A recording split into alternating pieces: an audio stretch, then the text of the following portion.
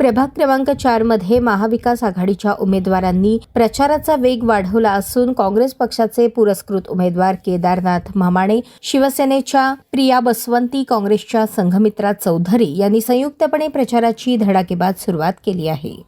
काल न्यू बुधवार परिसरातील बगलेवस्ती, मुकुंदनगर आदी भागात उमेदवारांनी होम टू होम प्रचार करत थेट मतदारांशी संवाद साधला. नागरिकांच्या समस्या जाणून घेत विकासाचा आराखडा मांडत मतदारांचा विश्वास संपादन करण्यावर भर देण्यात आला. यावेळी प्रभाग क्रमांक 4 मधील काँग्रेस पक्षाचे पुरस्कृत उमेदवार केदारनाथ म्हामाणे यांनी या भागाचा सर्वांगीण व आदर्श विकास करण्याचे ठाम अभिवचन दिले.